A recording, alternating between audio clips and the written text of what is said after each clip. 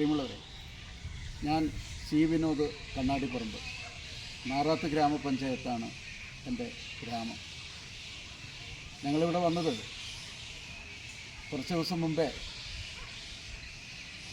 നാറാത്ത് ഗ്രാമപഞ്ചായത്ത് കുടുംബശ്രീ ബാലസഭയുടെ തിരഞ്ഞെടുക്കപ്പെട്ട കൂട്ടുകാർ ഒരു പഠന യാത്ര നടത്തിയിരുന്നു.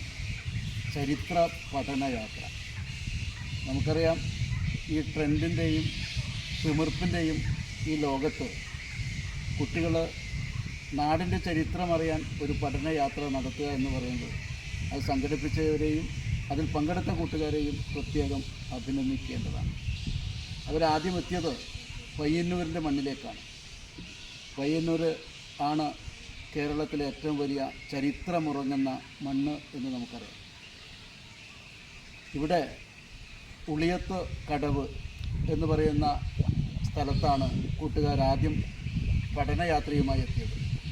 നമുക്കറിയാം, ബ്രിട്ടീഷുകാർ ഉപ്പിന് നികുതി ഏർപ്പെടുത്തിയപ്പോൾ അതിനെതിരെ നിയമം ലംഘിച്ച് സമരം നടത്താൻ ഗാന്ധിജി ആഹ്വാനം ചെയ്തതിൻ്റെ ഭാഗമായിട്ട് കേളപ്പൻ്റെ നേതൃത്വത്തിൽ ഉപ്പ് സത്യാഗ്രഹം നടത്തിയ പ്രദേശമാണ്, കടവാണ് ഇവിടെ.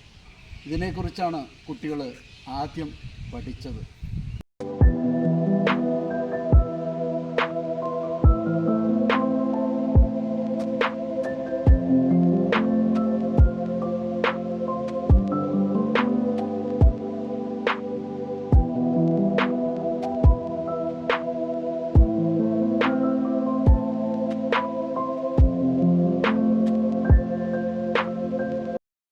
രണ്ടാമത് ഇവിടെ കൂട്ടുകാരെത്തിയത് ചരിത്രത്തിൻ്റെ കഥ പറയുന്ന ചരിത്ര സ്മാരകമായ ഗാന്ധി മ്യൂസിയത്തിലാണ്. ഗാന്ധി മ്യൂസിയം ഒരു കാലത്ത് ബ്രിട്ടീഷുകാരുടെ ജയിലായിരുന്നു. എന്നാൽ ഇന്നത് ചരിത്രത്തിൻ്റെ കഥ പറയുന്ന ഒരു വലിയ മ്യൂസിയമാണ്.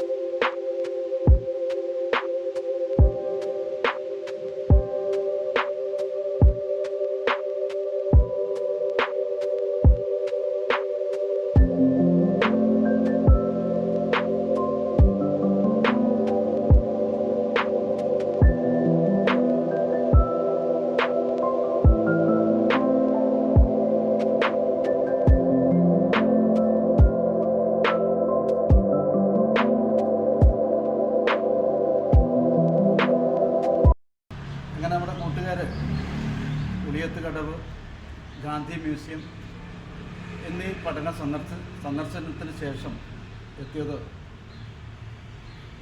ചരിത്രത്തിൻ്റെ ഭാഗമായുള്ള ആനന്ദതീർത്ഥ ആശ്രമത്തിലാണ്. ഇവിടെ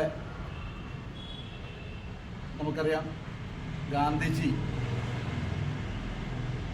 നട്ട മാവ്, അതുപോലെ തന്നെ ശ്രീനാരായണ ഗുരു വിദ്യാലയം, അദ്ദേഹത്തിൻ്റെ സന്ദർശനവുമായി ബന്ധപ്പെട്ടുകൊണ്ടുള്ള ചില രേഖകൾ ഒക്കെയാണ് ഈ സ്വാമി ആനന്ദതീർത്ഥയുടെ ആശ്രമത്തിൽ കുട്ടികൾക്ക് കൂടുതൽ അറിവ് പകരാൻ സഹായിച്ചു.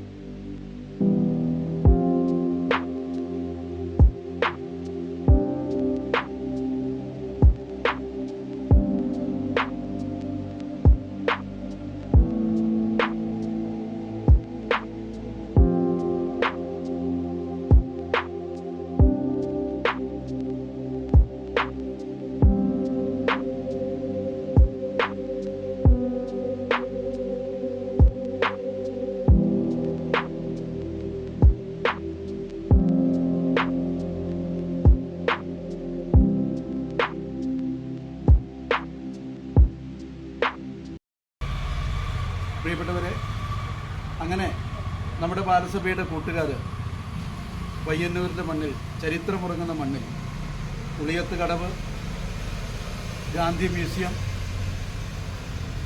ആനന്ദതീർത്ഥ ആശ്രമം തുടങ്ങിയ ചരിത്രമുറങ്ങുന്ന സ്ഥാപനങ്ങളും സ്ഥലങ്ങളും സന്ദർശിച്ചുകൊണ്ട്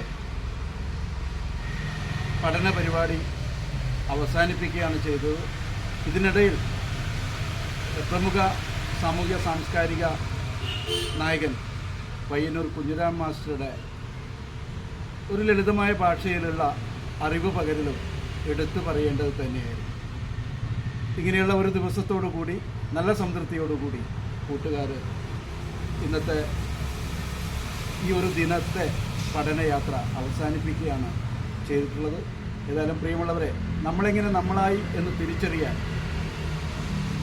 അന്നത്തെ ഒരു പഠനയാത്ര കൊണ്ട് കുട്ടികൾക്ക് പ്രയോജനകരമായി എന്നുള്ളത് തന്നെയാണ് കുട്ടികളിൽ നിന്നും നമുക്ക് കിട്ടിയിട്ടുള്ള ഒരു ഫീഡ്ബാക്ക് എന്നുള്ളത് എടുത്തു പറയുക.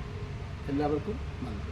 പയ്യന്നൂരിൽ സ്വാമി ആനന്ദ തീർത്ഥൻ വരുന്നത് തലശ്ശേരിക്കാരനായ അനന്തക്ഷേണായി അദ്ദേഹത്തിൻ്റെ എല്ലാ ഭൗതിക സാധ്യതകളും ഉപേക്ഷിച്ച് തീർത്തും ഒരു സന്യാസിയായി അയിത്തത്തിനെതിരായിട്ടുള്ള ഒരു പോരാട്ടം നടത്താനാണ് പയ്യന്നൂരിലേക്ക് വന്നത്.